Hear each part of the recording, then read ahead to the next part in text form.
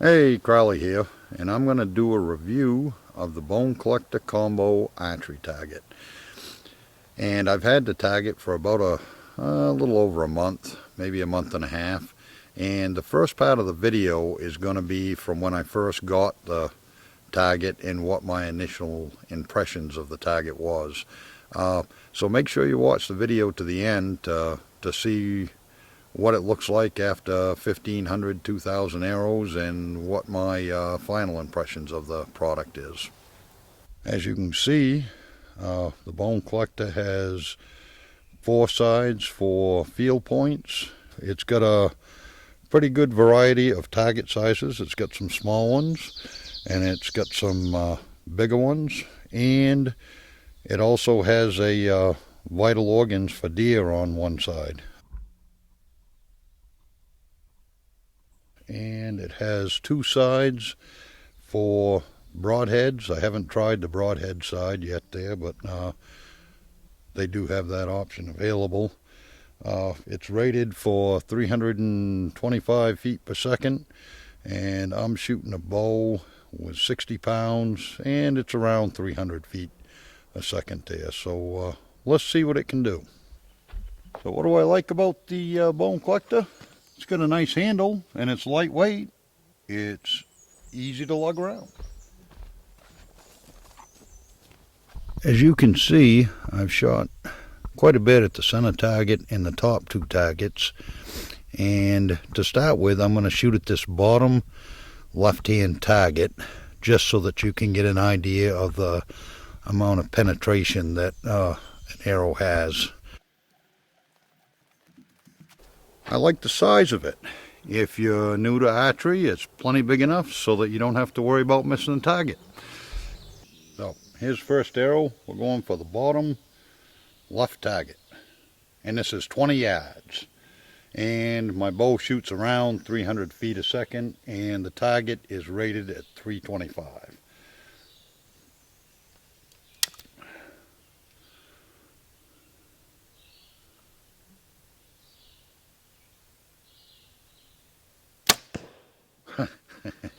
It wasn't a very good shot. Still shooting for the bottom left.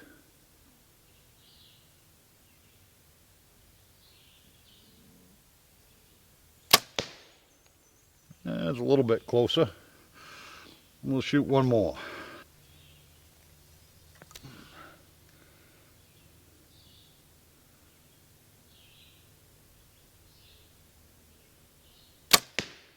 Yeah, that one's pretty close to the bullseye. Let's go take a look, see what it did. As you can see,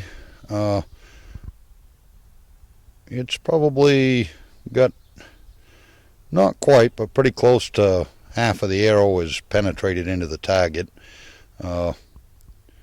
And up here where it's been used a little bit, it penetrated even more. About 1.5 inches of one of those arrows there is sticking out, and that's one of the things that I don't like about it. And that's, I guess I'd shot there before, but within a few arrows there, they do stick out the backside, and I'll show you why that's not a good thing. What I don't like about the Bone Collector is how the arrows come out. Let me show you.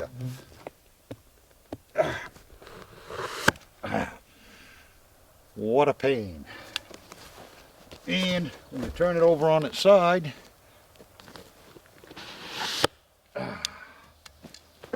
that one come out pretty easy there because it was in one of the spots that I've already shot at there, but it's not much fun pulling them out of the target.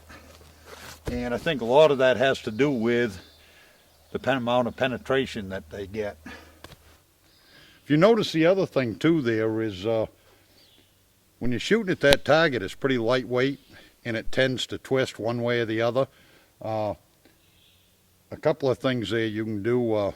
You can put a block on top of it, a cement pad or something, which isn't real convenient because it's a lot easier to turn the target on its side to pull the arrows out.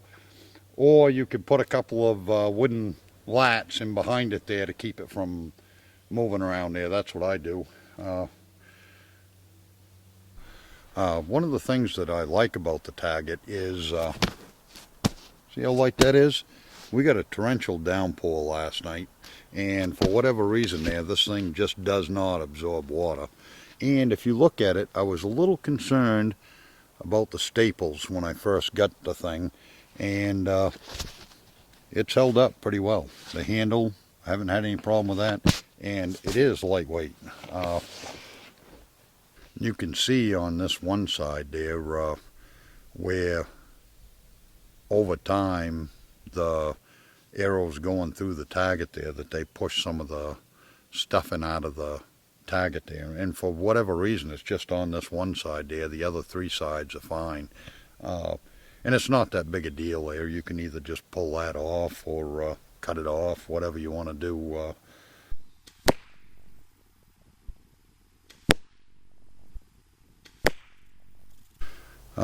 Right from the start, my one big complaint with the Target is the difficulty of removing the arrows.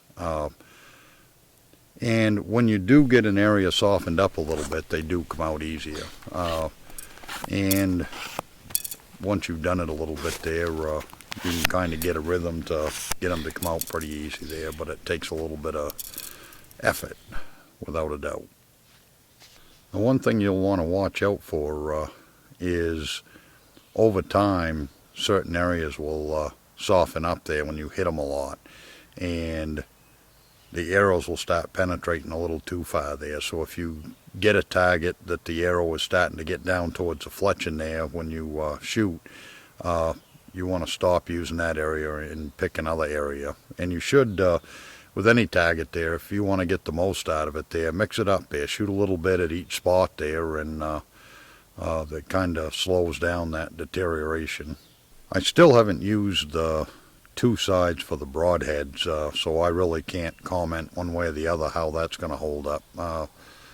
Another month or so here, I'm going to get some broadheads there, and I'll try it out then. Maybe do a follow-up review.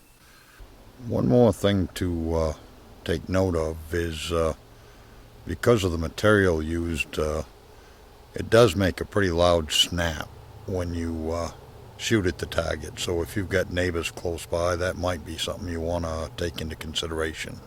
Overall, I mean, for 35 bucks, if you can get by the fact that the arrow's a little difficult to pull out, personally, I think it's a pretty good value, and overall it's held up pretty well for the amount of arrows I put into it, and I can easily see getting another 2,500, maybe even 3,000 arrows into it. I'm sure that it's going to hold up through the rest of the summer.